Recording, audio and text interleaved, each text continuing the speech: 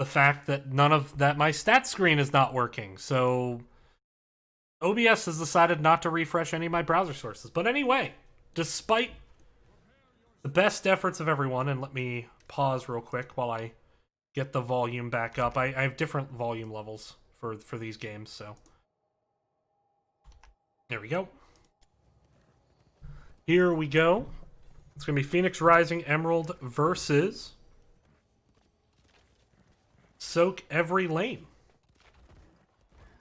It was related to that, Ektar, is all I will say. I'm obviously not going to go any deeper down that pile. But let's go ahead and introduce the teams on the left. Phoenix Rising Emerald, it is Paco Stacco on Raynor, Delilah on Lucio, Corrosive on ETC, US Maps on Tassadar, and Sex Panda 99 on Zool. And over on the right, it is Soak Every Lane. You got Philip K on Diablo, DMN on Tychus, Foxspam on Anna, Kid on Diva, and Double. It's going to be on that Mephisto. Take a look at those level 1 talents as these two teams posture around the middle, both wanting to get ahead in the rotations. Nobody really committing to a soak, but Mephisto's certainly going to have some better poke here. Big Power Slide comes in from the side, tries to get onto Kid and Philip K. Task Wall comes out, slowing that engage down. Kid taking a lot of damage, actually threw his defense matrix the wrong direction there while trying to walk away. But it's still going to be able to rotate top, start getting that soak.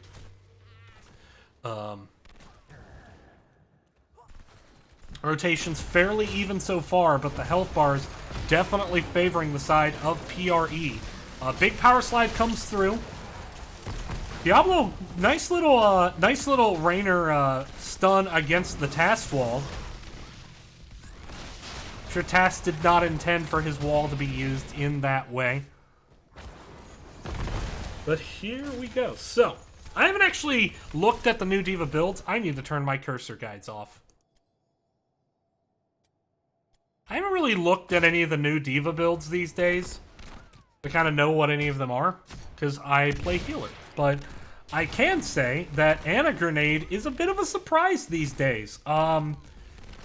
You know, Grenade build definitely got really, really heavily nerfed, specifically at the increased radius talent at level 4. And that nerf really made Grenade build fall off rather substantially. There's a big Power Slide through. They're looking for the Tychus. Task Wall just a little bit late. Just a little bit late and a little bit too close. Sleep Dart build has definitely been the more popular choice. Ace in the Hole makes sense here for the standpoint of they have Zool in the solo lane, and outside of Zool, their wave clears Tassadar, but they don't have much camp clear. It also it makes sure that you have shrine control. I don't know. That's just my thought. I mean, it burns. If you lose the Immortal, it's definitely going to burn it down. I think Raynor, because right now, double soaking solo laners are so popular, I think you're going to see other heroes need to take talents more to be able to burn camps. Especially on a map like Shrines, where camps are just so vitally important. I don't know. I digress. I will say this is not the typical Lucio build I see either coming out.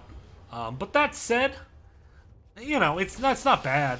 I mean, party mix at 1 is good, especially if you're trying to make sure you have AoE healing. Also, it lets you heal much more safely. But right now, big focus on the top lane. That's where the first objective is. Diva is low, but does have the bomb ready. So once the rest of the team comes in here, if they're able to get a big wall bang, look for that Diva mech to just cause so much havoc.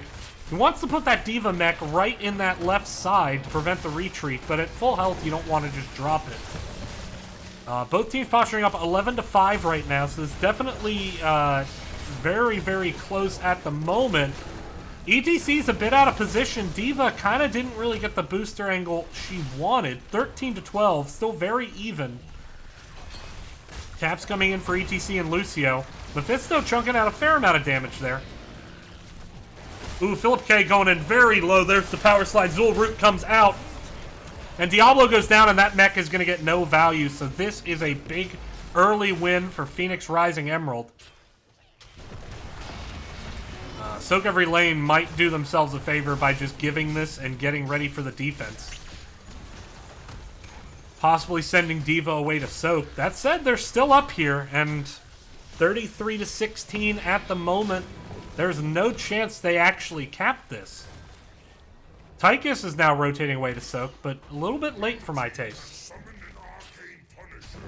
Yeah, Lucio into Diablo can be a bit tricky. If you ever are visible or can be seen, it can be a bit difficult. Level 7's here, though. So it is the full grenade build coming out from Ana. Bit of a surprise. We don't see it as much anymore. It was definitely the pick to go for a long time when that AoE was just so huge. Oh, but PRE just goes in and they find Diablo, and Diablo just gets absolutely melted here. And now, even though the Immortal is down, this should be top fort going down. That said, Minigun doing a fair amount of damage there to Corrosive. They're doing a good job not damaging enemy heroes, focusing on getting tower down. ETC inadvertently damages Tychus, trying to boop him back. But that said, the fort does go down. And so PRE takes the early lead here. Zul currently soaking the mid. D.Va currently soaking the bot. Seeing a big focus here for Soak Every Lane, wanting to push that top lane out. Yeah, I mean... Yeah, that's... This... I don't actually... I'm just gonna say it. Ana's overrated as fuck. There. I said what every healer is thinking. Ana is overrated as fuck. Like, Sleep Dart is a great tool. Nano Boost is a great tool. But, like, her actual healing is not reliable at all right now.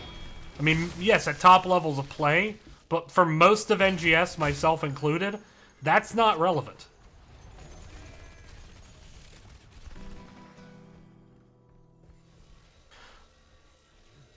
I will say this. Post 13, she's good. Post 16, depending on your build, she can be absolutely busted. That was a blind APOC with no opportunity to follow up for the combos. That's probably going to get punished here. Won't imagine. A nano boost on to the Diablo, who does not have Lightning Breath or his Heroic up. Did not get the value they wanted. I have to guess that was maybe a misclick, as I assume they were trying to get onto Mephisto with the nano. Which certainly that happens, but nonetheless. Well, I do mean after the nerf, I want to say. I don't think Ana's very good right now.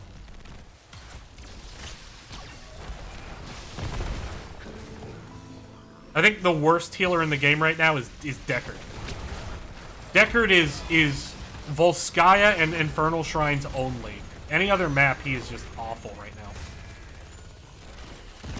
This has been Hot Takes with DD Smiley.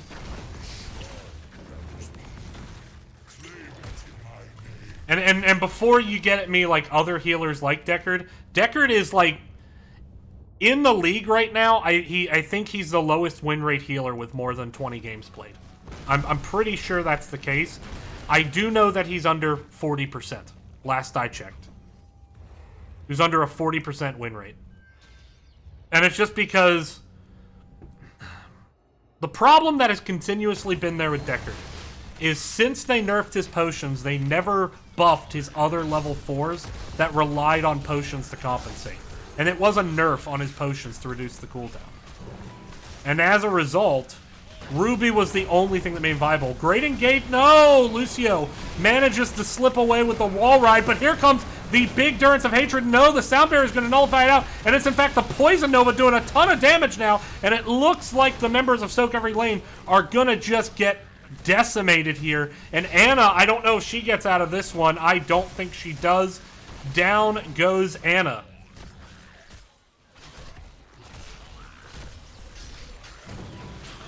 Deckard is still good on Volskaya. You just have to go the really stupid builds. And he's good when you take like super potions and you just go onto the point like 30 seconds before the objective and just fill it with super potions. That's when he's good. Any other time, he's bad. Same with shrines, by the way. Because both maps have very powerful objectives that are all about space control. He gives you that. That's about it.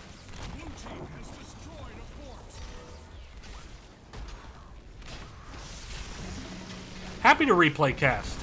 Game 1, here we go. Over the wall. Keeps starting to take some damage. Philip K taking a bit of damage as well. Needs to back up here. The task wall could really put him in a bad spot if he is not careful. They do burn down that Mortar Punisher. Yeah, 7th Ace did win the trivia and did request this game. So stick around if you want. At the end of this series, we will do another question.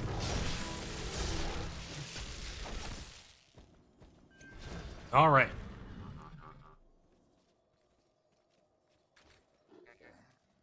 I intentionally made the question such that while you could Google it, it would take you a long time to do it. And if someone actually knew, they certainly, or if someone had good intuition, they certainly could have got it first, I think. Because I think if you just have a good view of history, it's a fairly predictable answer, I think. It helps that I emphasized its re-elections explicitly.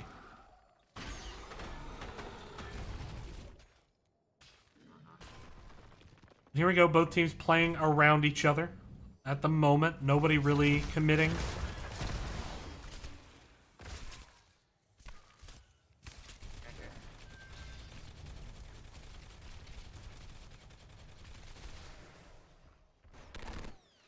$16 in the hands now of PRE. Expect to see them get a bit aggressive here.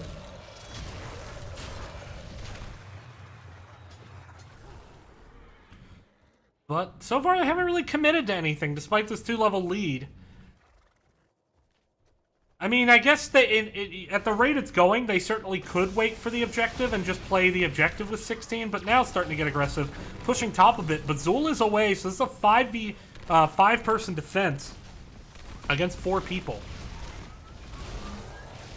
Endurance of Hate comes out. If that can spread, we can get some value. Oh, Sound Barrier does not get interrupted, but still the APOC combo with the D.Va mech does secure the Lucio kill. And that is going to stop. Oh, Mephisto might pay for that. D.Va with the good knockback. Anna with the heals. They managed to walk away. Still, though, despite that Lucio death, they do get top keep wall, prepping the lane for this potentially pivotal objective, which is a Frozen Punisher. And the Frozen Punisher is definitely the best Punisher in the game right now because it shuts down structures.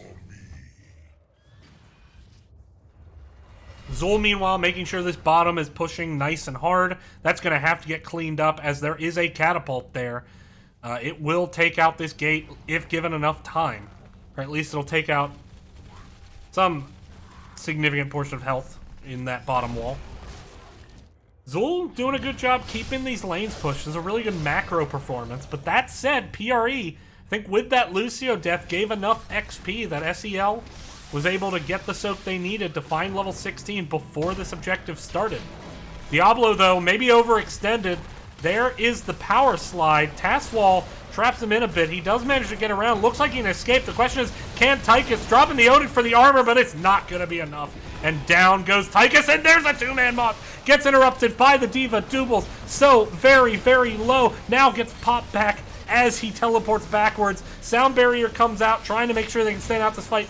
Down goes Anna, and that could be enough to secure this game. This Frozen Punisher certainly going over to the side of Phoenix Rising Emerald, looking to take a 1-0 lead in this series. Yeah, she blew her unstoppable, I believe.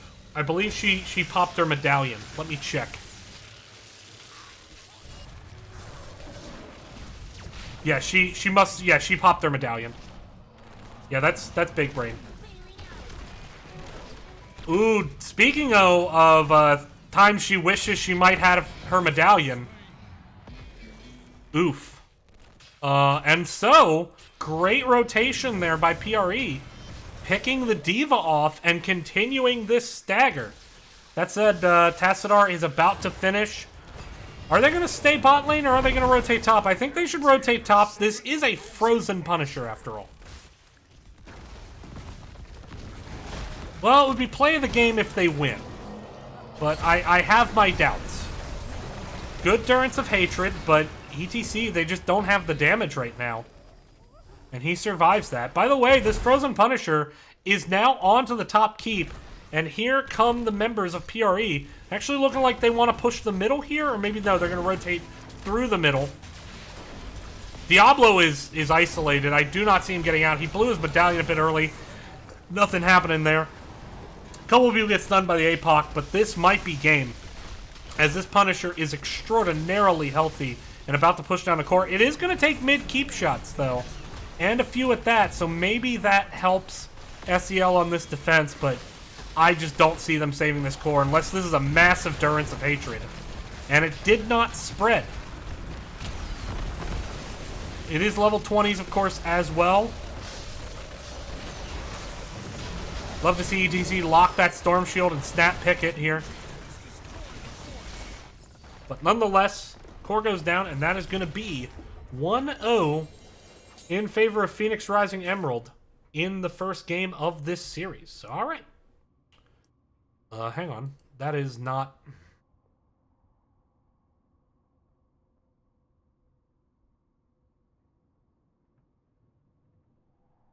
Yep, okay. There we go.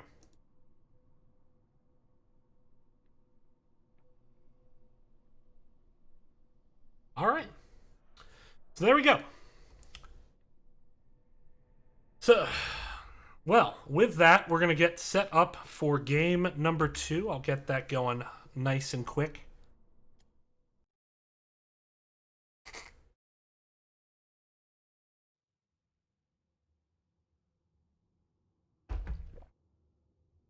All right.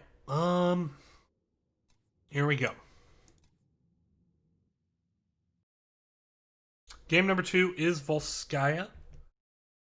Let's take a look at what we got. We got a Tass, Leo, Anduin, Vala, Diablo on the side of PRE. So it's going to be for Phoenix Rising Emerald. Tassadar, who will be played by US Maps. Diablo played by Corrosive. Vala, Paco Stacco is sticking with those AAs. Going with Vala this time. Delilah, hey there, is on Anduin. On that Happy Cloud, which I think is just right on point. Philip K swapping over to the ETC, so a little bit of tank trade here. Foxman on that Deckard that we were talking about, which is good on Volskaya. Especially post 13. Doubles is on the Junkrat. Got Kid on Falstad and Foxman already I said on Deckard. No, sorry, Doubles is on Orphea. My bad. DMN is on Junkrat. I'm going to go with Paco Stacco. Because I want to be stalked by a Paco Taco. It's a legitimate fetish. Leave me alone.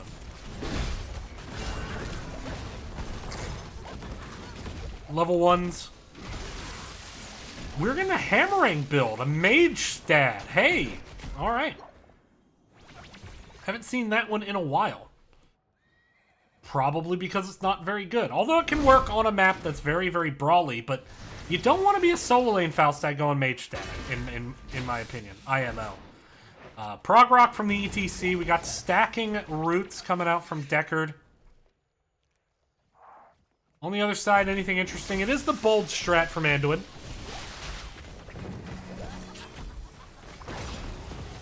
I like bold strat on a map where you're very, very, very likely to get to level 20. If you don't get to level 20, bold strat really falls behind Renew in practice. But I really like bold strat W build into Varian's Legacy at 20. It's insane healing. I mean, it is busted levels of healing post 20.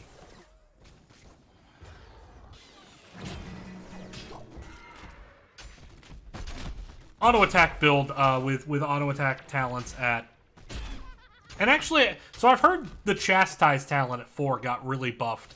I want to play with it a little sometime.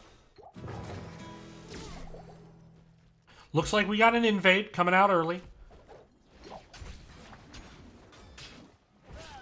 Magestad, Leo just kind of hanging around each other. Valstad ready to rotate in if needed. Went with the early siege camp here. I think that's a bit of a misplay. That said, they do have 4 down here in time to fight. ETC actually trapped by the wall. Going back in for the rubies.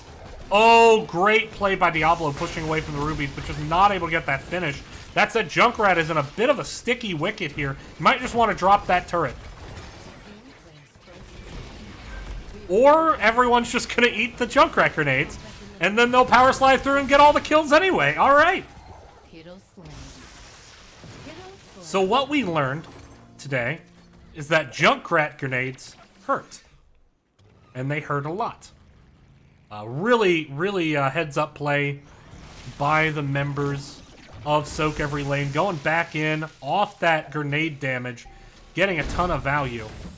And now starting to work onto this heal camp. Nah, they changed their mind. They're going to back it up.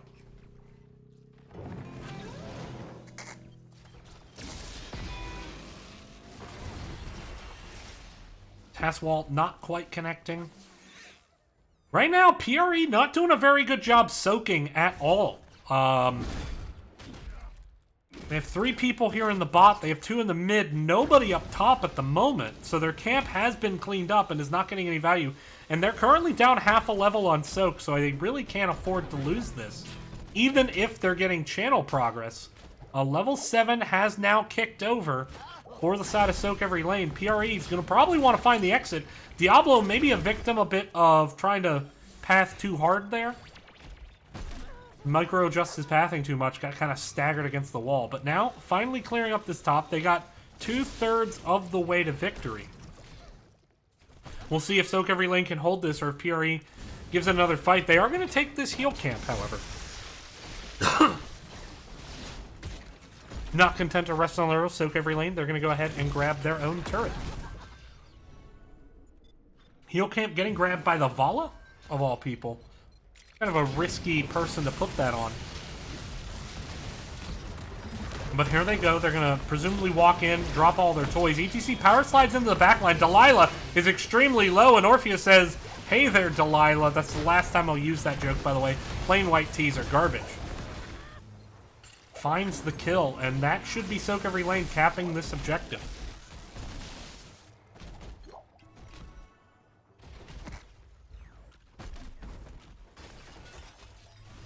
And they hop in. They're going to start pushing down this mid wall.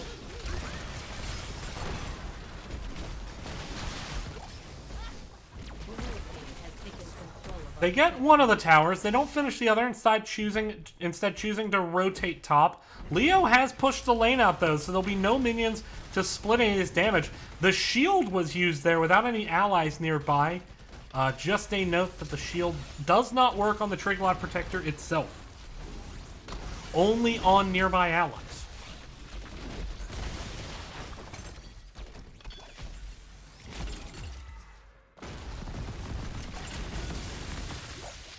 It does give the Protector some brief armor.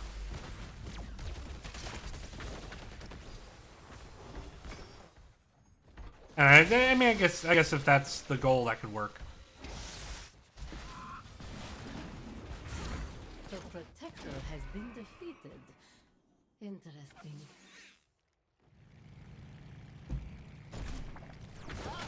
Alright. Rotation's coming through mid. Looking at their own camp, but here comes the invade with level 10s from Soak Every Lane. They have the Mosh, Gus, Sleep, Crushing Jaws, and the Riptire. So pretty much the expected array of alts. Nothing too surprising in there. Sometimes you can see Lornado on this map, just because of how many choke points there are around the objective. Trapping someone on a treadmill, things like that. But I do think Sleep's the better pick into what they have. Diablo's going to charge in. You just sleep everyone charging in behind him. Isolate the dibbles and blow him up. Always a great strat.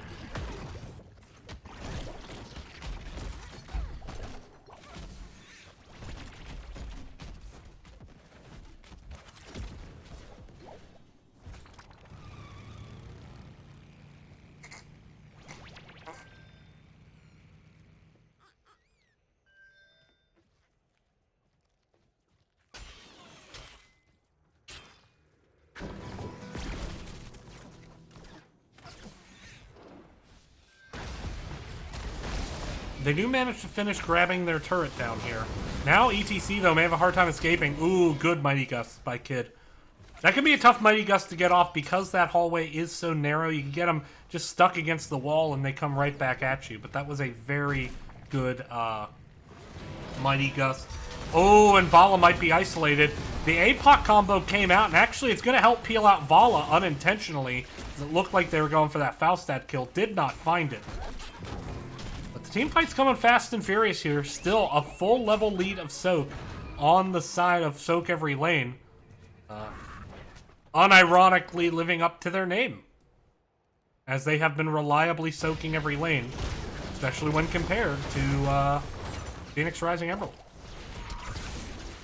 At least in this game.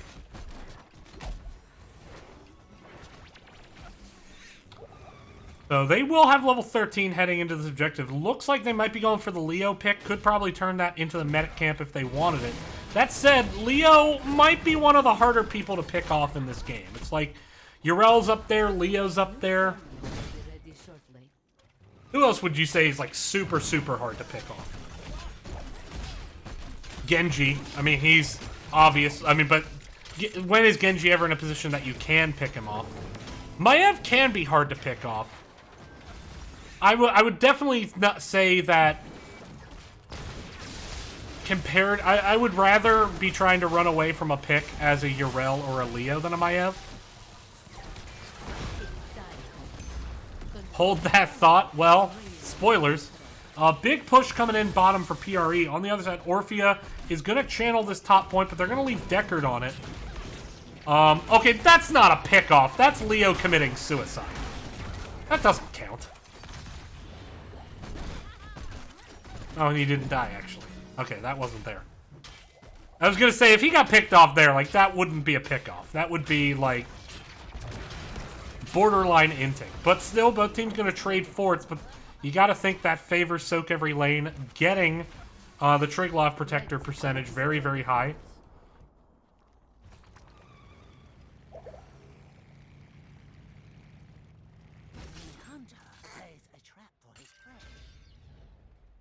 You can definitely pick off a Leorc, but you have to come at him in two waves. The tank has to be farther down the lane than the damage that's threatening the Leo. And you have to damage him enough that he has to take his ghost, and then the tank has to be there to punish.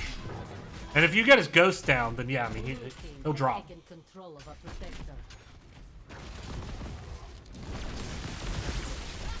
Alright.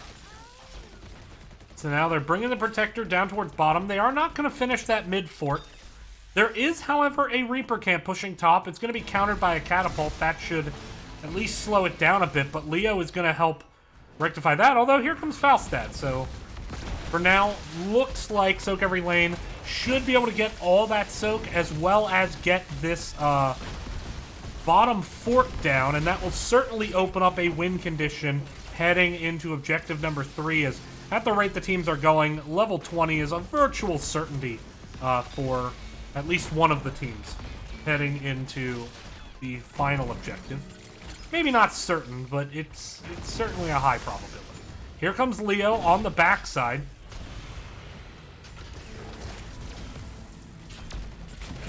Rest of the team chasing. Good Junkrat trap is going to slow down the follow-up. Thassadar does get hit by the root, but not really threatening. Falstad, meanwhile, is soaking and finding level 16s. Needs to be a bit careful.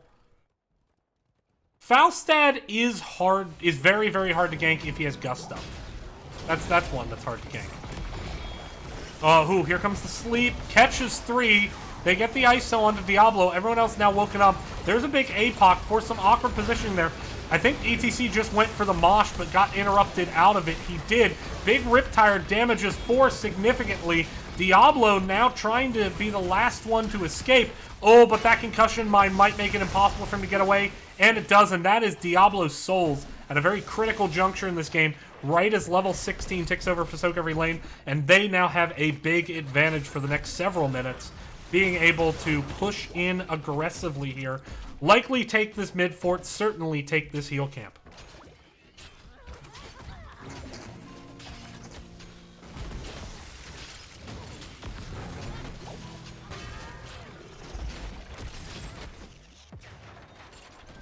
Alright, so the heal camp is going to be picked up by Deckard. But, an aggressive rotation here by PRE. They're going to try to take this turret camp. The question is, will they get punished for it? Oh, and ETC is moshing the turret! Oh, ETC stole the turret! Oh no, he can't. He couldn't pick it up. He didn't pick it up. Oh, he had his turret already in hand. He dropped it. Oh, but there's a healing totem, and that's going to turn to another kill onto Diablo.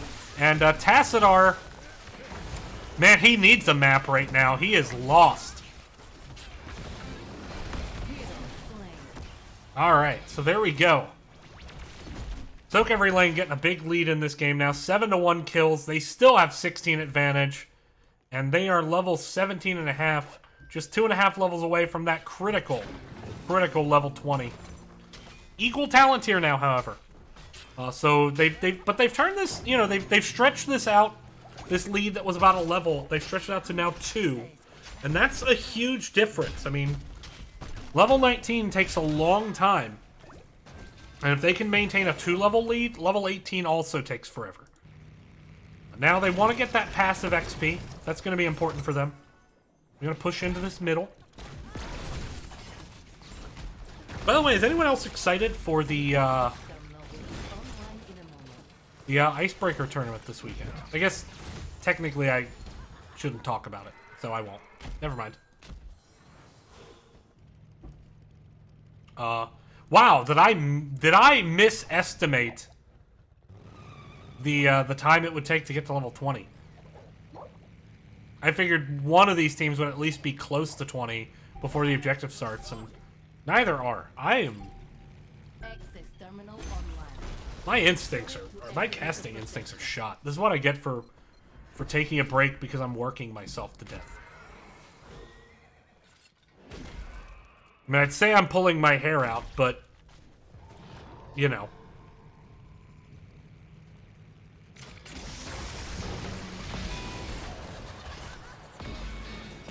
Faustad flies down, looking to jump in.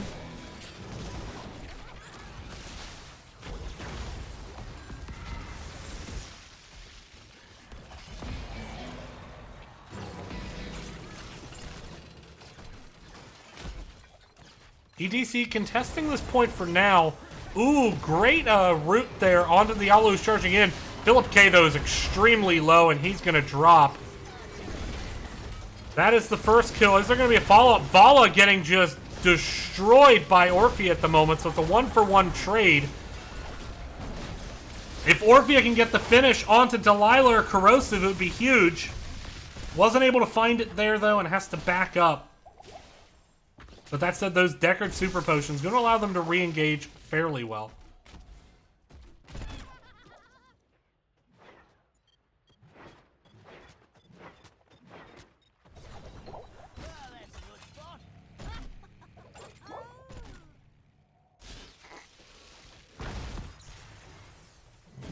Leo cleaning up the top lane.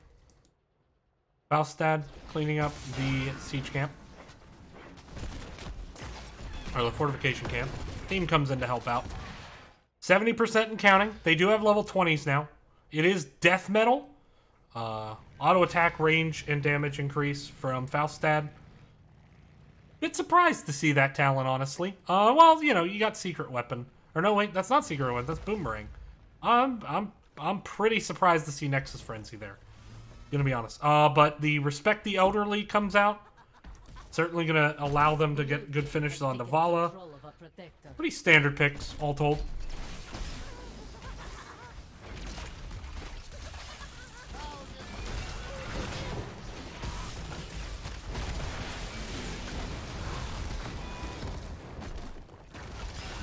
Keep wall goes down. SEL pushing up the bot lane here. They do get the keep down. This Striglop's still very healthy, but it doesn't look like they want to commit to this. ETC goes in, gets the mosh, gets interrupted. APOC comes out. That is now down. Okay, now the Triglop turns his attention to the core. This is really the best opportunity to end for the members of SEL before level 20 comes in, but they're being rather sheepish with it. I think they're too focused on this flanking Diablo and not focused enough on that very, very vulnerable core. They finally turned their attention to it. They're starting to get some real damage down here. The core shields have fallen. It is down to 88%, and they are not committing to this. I really think that was a missed opportunity to end the game. Ooh, but Diablo goes in. Is able to get out. There's the stay a while. Everyone gets woken up, though. Leo comes in onto the flank. Man, if he had Entomb, that would be amazing, but oh well. Still, though, yeah, I think that was really an opportunity that SCL could have just right-clicked, just take the Triglav Protector, right-click the core, and keep doing it until the core don't work no more. And, oh. We'll see if that comes back to haunt them, or if they are able to close this game out.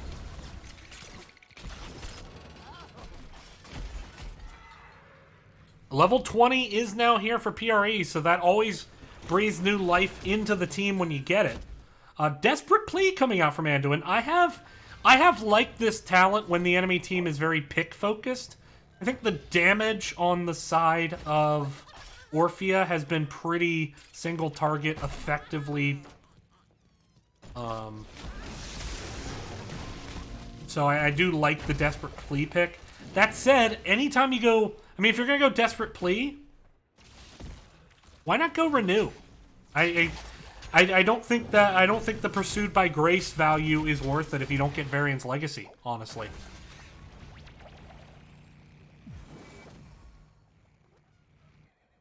I mean, it's not bad. It's just, you know, the 2-second trade-off of the cooldown.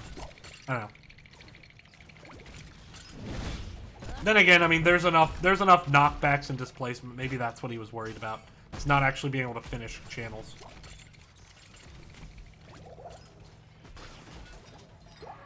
Leo is pushing the top. It seems like Soak Every Lane right now is kind of either trying to bait in a fight or just trying to force this heal camp. But here comes Falstad. I think Diablo maybe wanted to snap charge that. Power Slide comes in.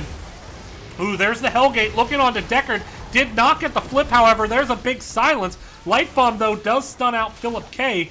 Doubles is a bit low. Falstad gets stunned against the wall. No, Anduin pulling Diablo out. There's the big Mosh. Does secure the kill onto Leo, but Philip K goes down. The heal point is available to be picked up, but there is the Death Mosh, and it hits 3, and that is going to turn into 4 kills total. Diablo losing his souls again, and that is an opportunity. Now they can go bot and end. They do need to get some healing. Deckard's a little bit behind, but they can always just drop the healing totem near the core. Take control of it. It's a very lonely Diablo, and this is a lot of damage coming at the core. Blue team's core is under attack. Keep in mind, though, you really don't want to get hit by these knockback things. It will take you out of auto attack range, and every second's going to count here. That said, they do now have the healing totem down. Diablo does get rooted, and that's going to give them time to move around this core. There's the Mighty Gust pushing Diablo away. Core shields are down 69% and falling. Nice. Orphea turning her attention now onto Diablo rather than the core. They killed Diablo, and now they're walking away again. Okay, so Soak Every Lane, once again, I think just getting too hung up on Diablo, and not enough on just ending the game. I think they had every opportunity, and now they've lost top keep, and there's an opportunity for PRE to get back in this game. They are going to be down Diablo for 30 seconds. They can't do much until then, but if they can just win one team fight and run the Protector top, the game will end in their favor. So Soak Every Lane, I think, may want to spend a bit more time focusing on core in those situations, as the Diablo kill doesn't help you win the game when you could just win the game, I think. Turret camp has been picked up, couple of turrets in hand. Here comes the engage now. Diablo is not here yet, but they have to stall if they can. Diablos still has the run back. Vala is very alone on the point. That is... I think Vala needed to just wait for Diablo there. What's PRE going to do? Are they just going to try to end top?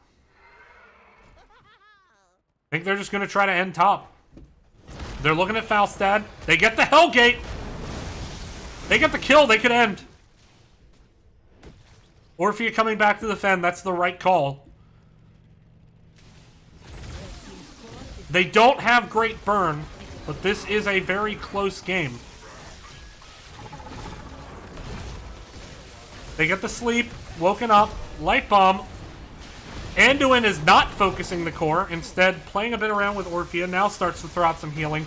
But they need to be damaging the core here. Meanwhile, the Triglav is on the core. 75%. I don't think they're going to be able to finish. And Soak Every Lane finally finishes the core. Third time is the charm. And they will take us to a game number 3 in this series. All right, I'm going to take a brief break real quick.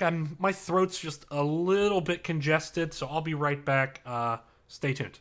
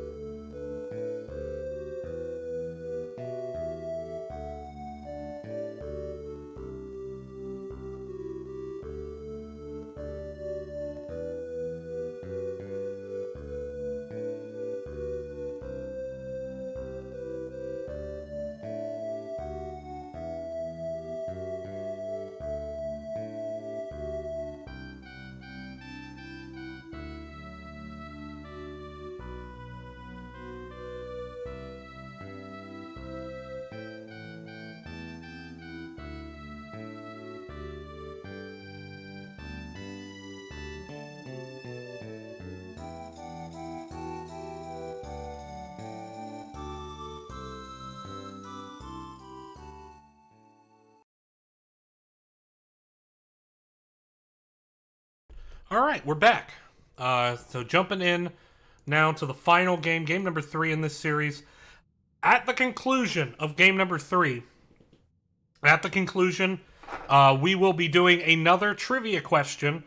The winner gets to pick the next game I replay. Remember, the category for trivia is presidential elections. So with that, if you want to bring some teammates in, if you want to, if there's a particular match you want to see, having more people here will help. I won't cast the same team twice, so I won't cast SEL or PRE again, and I obviously won't cast my own team, Legal, but I will cast any other match that has not been casted in the last 2 weeks.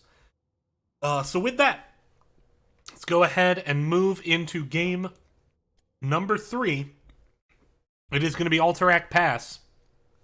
And, let's see, Diva, Lucio. This is definitely closer to what PRE ran in game number 1.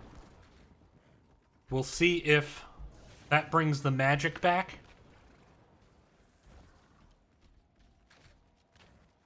But we do have a Genji, which I haven't seen in a while. Orphea, Genji, Mei, Lucio, and Diva on the side of PRE.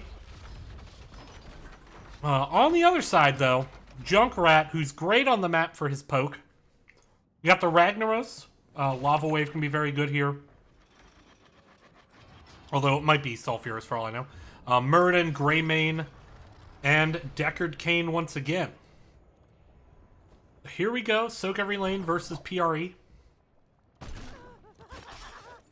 Initial brawl. Junkrat sets up the defensive trap.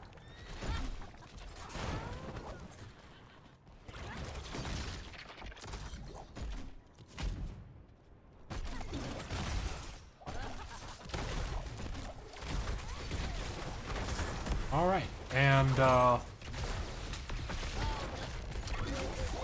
they get a good separation on Paco's Taco, who actually is now playing Lucio, so a little bit of a swap up as Paco's did play Assassins in the first 2 games, I believe. Orphea, meanwhile, clearing up the top lane. See if Genji does any well shenanigans here. Haven't seen any well shenanigans yet. Can't really shenanigans the mid well. Fair enough.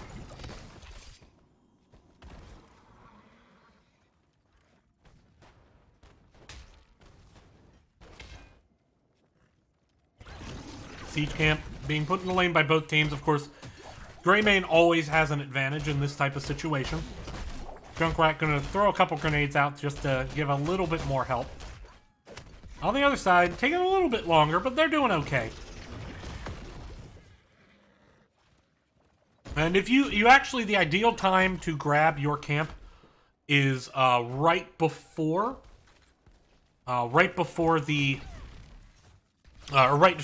after the enemy team grabs theirs, because then the lane tends to neutralize closer to your side and you can clean it.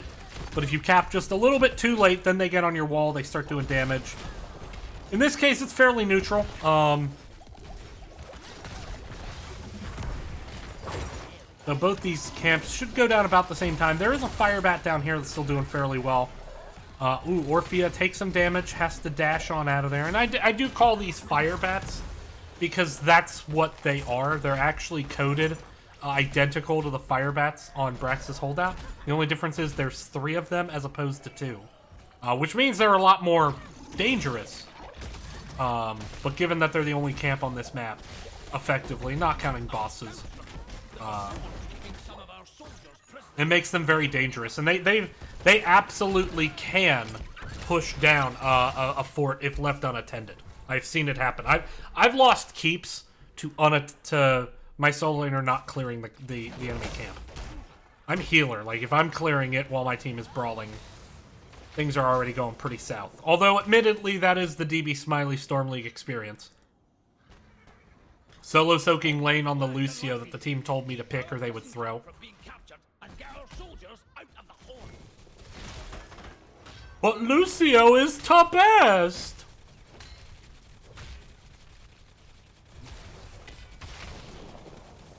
Report healer for not picking Lucio. I don't even know why that started. But, like, it doesn't matter what the enemy team has. Like, everyone is just like, no, Lucio's the best healer. What?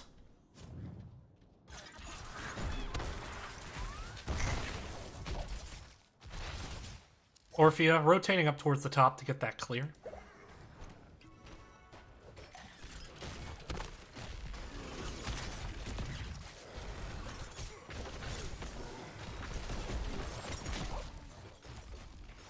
Firebats just going at it with each other here.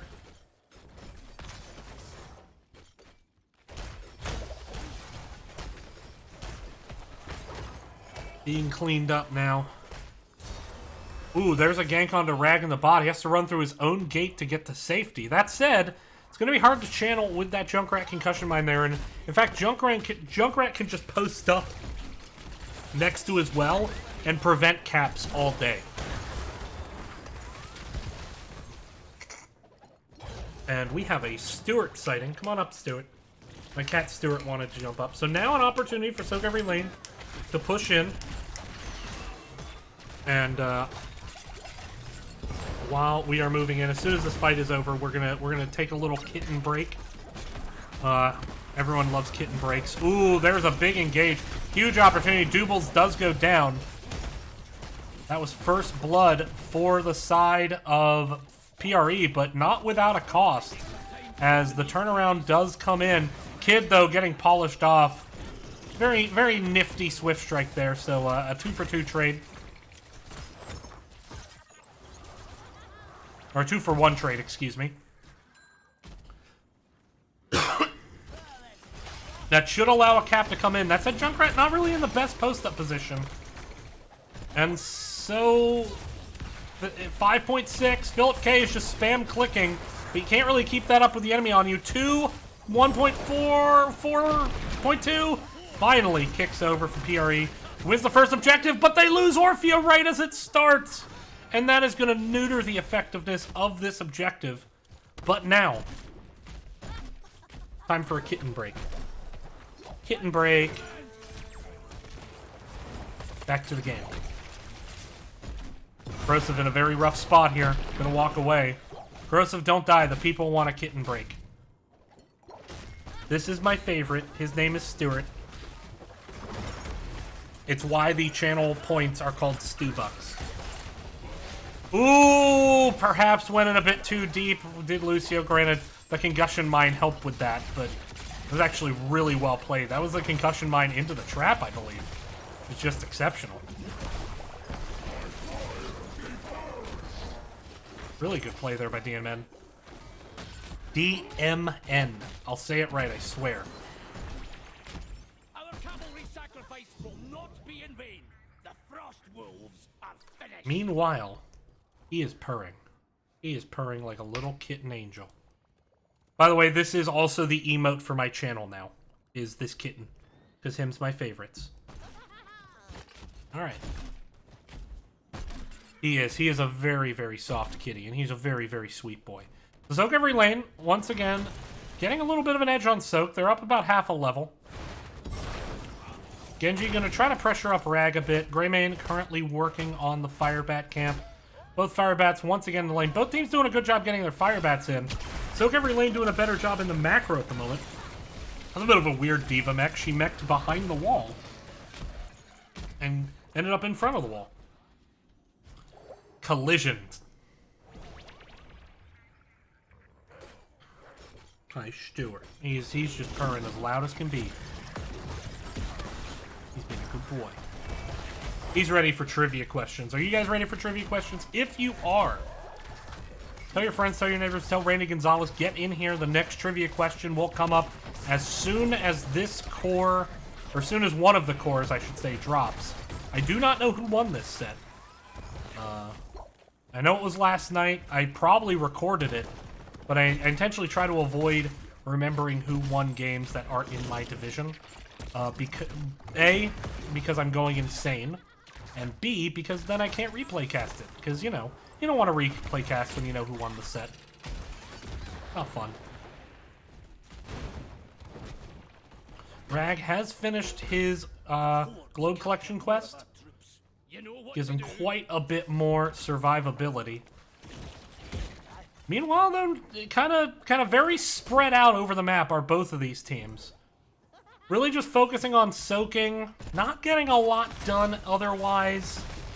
Kind of just, I mean, and that's how you play this map. I mean, boring is not bad. Boring, you know, the best macro teams make macro look boring.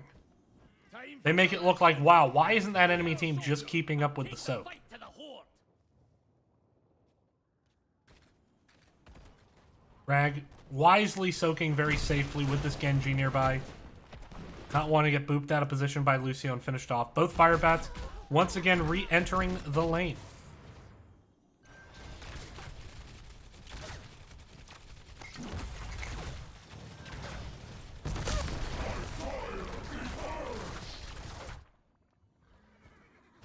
Lava wave coming down the bottom, but in the meantime, we are turning our attention to top, where the next objective is about to kick off.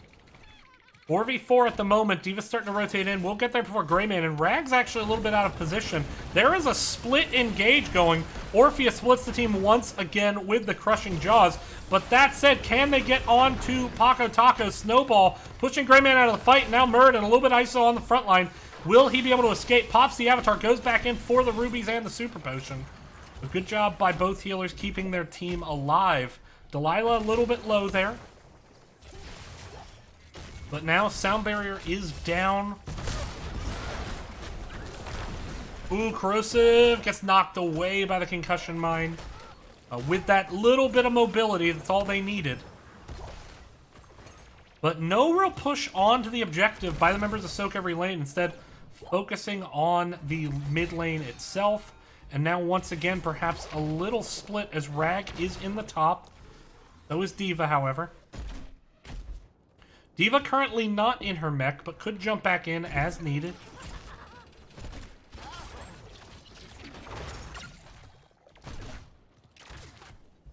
Neither team really making a play for the objective at this point. Both kind of just trying to get soaked, play around each other.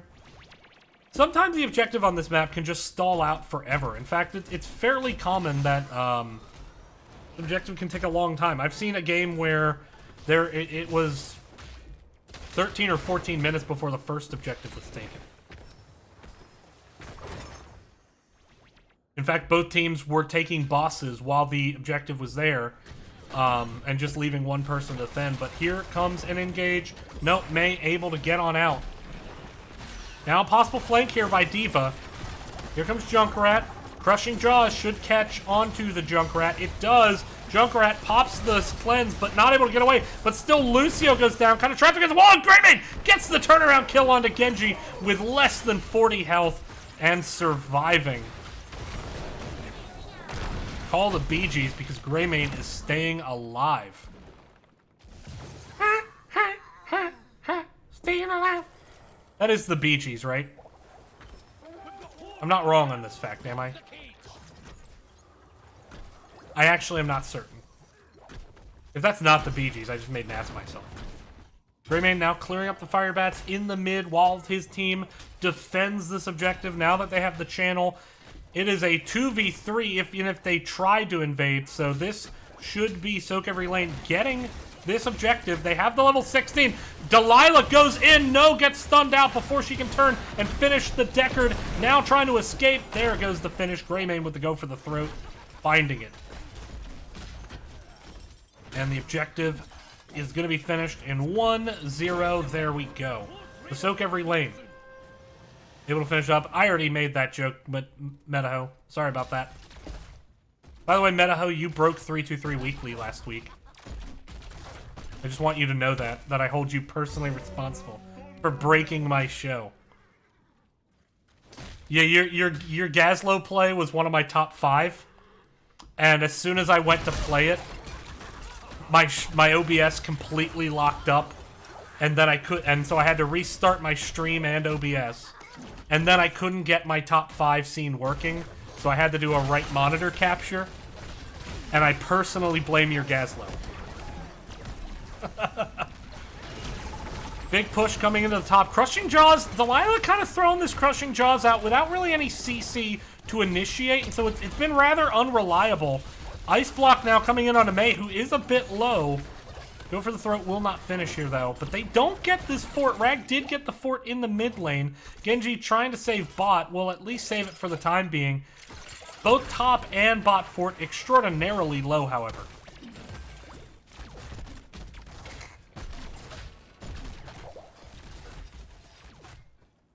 Yeah, you were my number 4 play. But breaking 3-2-3 weekly is definitely a pretty good play in hindsight. Rag walks down. Just going to go ahead and finish up this fort. So 2 structure count lead. And that's going to be plus 40% passive XP onto the side of Soak Every Lane. That is certainly going to make this XP gap that we're seeing about a level and a half only get bigger. And, well, never mind. Now it's even bigger. So, huge passive XP lead now favors Soak Every Lane. They will absolutely dominate this race to level 20 if PRE doesn't make something happen very, very soon.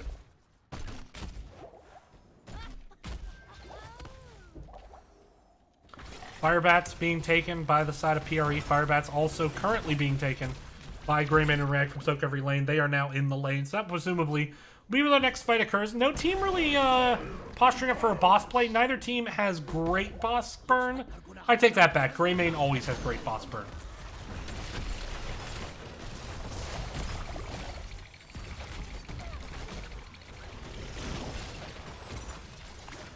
But here we go. One more game here. Once this finishes, the trivia question is coming up. So go ahead and get your friends in here, so that way you have more chances to get it right.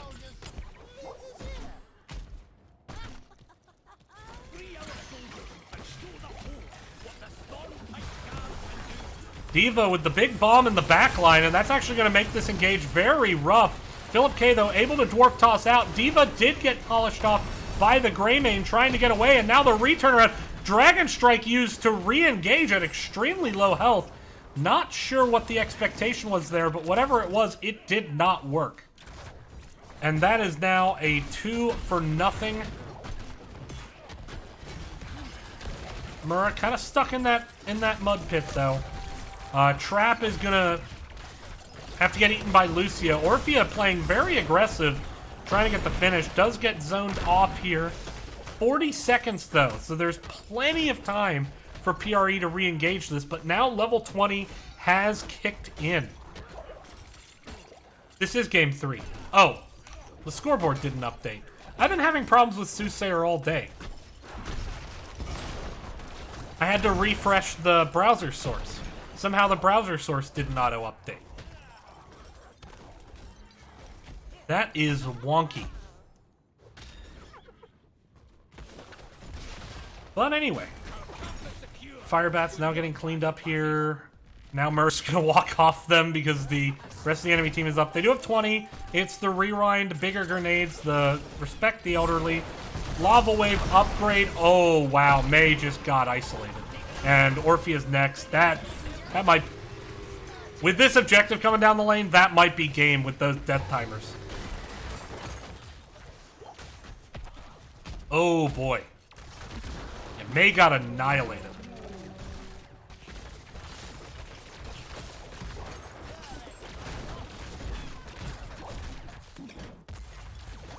Executioner, you gotta think, had a bit to do with that. Lava Wave coming down the mid and the bot. So Rag wanting to make sure they get these 2 keeps as quick as possible. Generally on this map, you want to go for 2 keeps before you end, but with the time lead they have with the Rag, I think they can afford to try to start burning this boss down now. Dragon Strike Genji tries to get the finish, is protected by the way, but stunned out by the Rag Hammer.